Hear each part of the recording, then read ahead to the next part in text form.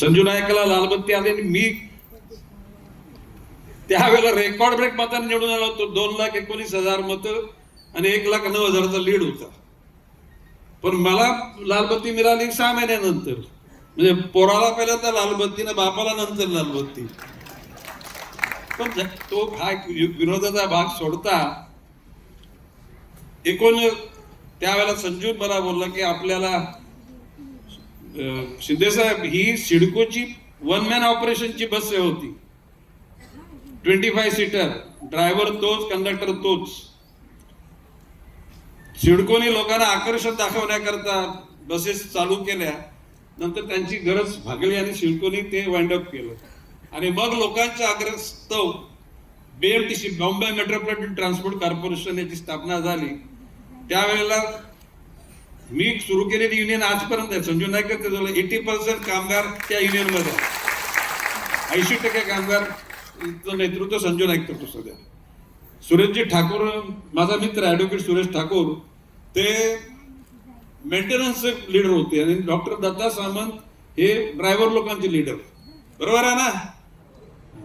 हा हलूच आवाज आला. हो, एकाने जरी कोणी तमाशा घातला तरी ती बस बंद व्हायची.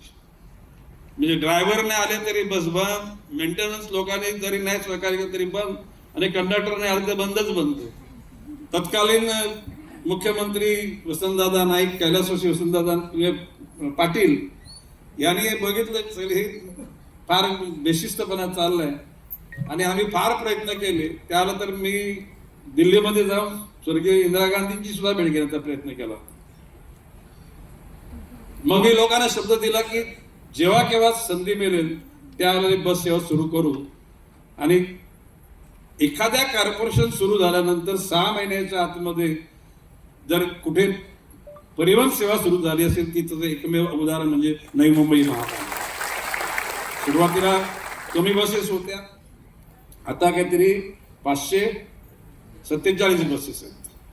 पूर्वीच्या डिझेलच्या होत्या, टोटल लेलँडच्या होत्या, नंतर टाटाच्या आपण घेतल्या, नंतर आपण CNG वर आलो, वोल्वो पण घेतल्या, आता आपण इलेक्ट्रिकल व्हेकल्सवर आलोय. जगाच्या पाठीवर कुठलाही उपक्रम वाहतुकीचा आहे, पब्लिक वाहतूक करणारा जगाच्या पाठीवर कुठे प्रॉफिटमध्ये नाही. जोपर्यंत BST ला इलेक्ट्रिकल सपोर्ट होता, मुंबई इलेक्ट्रिकल सप्लाय कंपनीची नंतर BSEL झाली आणि ती आता रिलायन्स झाली आणि आता ते अदानीच्याकडे गेली. तिचा सपोर्ट संपल्यानंतर आज नवी मुंबई महापालिकेची परिवहन सेवा कधीतरी शक्तिमान आहे, पण BSTच्या लोकांचा कधीतरी पगाराचीच बोंबाबोंब होते, नंतर तिथून पगार दिले जाते. पण याचा अर्थ नवी मुंबई महापालिकेच्या परिवहनचे सगळेच लोक सुखी आहेत अशाचा प्रकार नाही. कुठलाही आपण ज्याला आपण वाढदिवस साजरा करतो ना, तर त्या वाढदिवसामध्ये त्या दिवट्याने काय पराक्रम केले वर्षभरामध्ये, त्या दिवट्याची ती पराक्रमाची सुद्धा गाथा निश्चितपणे वाचली पाहिजे. तर या ठिकाणी परिवहनचा आपण वर्धापन दिन साजरा करतो, महापालिकेचा करतो. तर मी आज माननीय आयुक्त महोदय, माझ्या मनातल्या ज्या गोष्टी आहेत त्या तुम्हाला वारंवार बोललोय. महापालिका जोपर्यंत आहे तोपर्यंत शिक्षण विभाग राहणार आहे. मग त्या शिक्षण विभागामध्ये टेम्पररी शिक्षक झाला पाहिजे, त्यांच्या परीक्षा घ्या, त्यांना परमनंट करा, बेसिक DA अलाउन्सेस सगळे त्यांना मिळाले पाहिजे. महापालिका जरी टेम्पररी म्हणजे कुठेतरी एखादा तंबू सरकतचा आहे तर आपण समजू शकतो की आता ते तंबू उठणार आहे म्हणजे ते परमनंट कामगाराची गरज नाही. महापालिकेच्या आरोग्य विभागामध्ये आया दाया, वॉर्ड बॉय, डॉक्टर हे टेम्पररी कशासाठी? You seek permission from government, I am there to support you, I will do it. त्या गोष्टी नाही घडल्या तर गणेश नाईक ज्याला आवाज करतो ना त्याला खुल्लाच करतो आणि मग कोणाची सोडत नाही. कोणाचा अवमान करायची आमची इच्छा नाही, परंतु कोणी जर उर्मटपणा केला किंवा जर लेडगो केला तर त्याला धडे शिकवायला टाकले. गणेश नाईककडे अजून सुद्धा आहे आणि योग्य वेळी धडे शिकवेल मी सगळ्यांना. या ठिकाणी शिक्षणाचं धोरण किंवा आपण काय म्हणतो मराठी अरे मराठी मातृभाषा आमची आहे, मराठी पाहिजे, सक्तीची करा, आपण केली सक्तीची, हिंदी सक्तीची करा, परंतु सगळ्यात दुसरे विषय इंग्रजी माध्यमातून शिकले. युरोपला जाताना माझा अनुभव सांगतो. मी 8वीला गेलो तेव्हा ए फॉर ॲपल आम्हाला सांगितलं. कधी?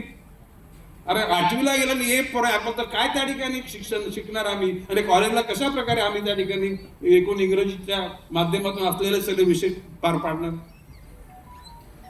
या अडचणी भविष्य काळामध्ये आपल्या शहरातल्या जनतेच्या गोरगरिबांच्या मुलांना येता कामा नयेत. म्हणून या बाबतीमध्ये राज्य शासनाचं अनुदान नाही मिळालं त्याची पर्वा नाही. महानगरपालिका सक्षम बनवू.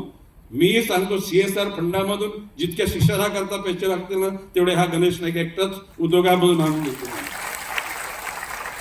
काही गरज नाही त्या ठिकाणी कमीपणा करायची. भविष्य काळामध्ये परिवहन सेवेकरता अधिक काही चांगले निर्णय घ्यावे लागतील.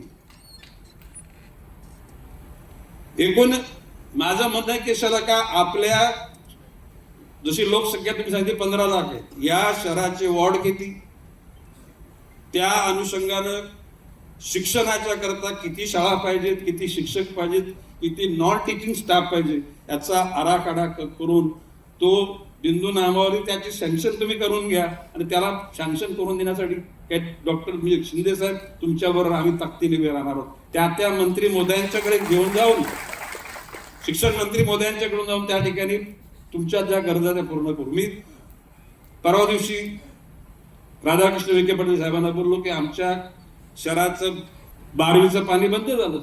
मी त्यांना सांगितलं, त्यांनी म्हटलं मी तुमच्या कार्यालयात येतो आणि आपल्या रायगडची कुठला आपण सांगितलं तुम्ही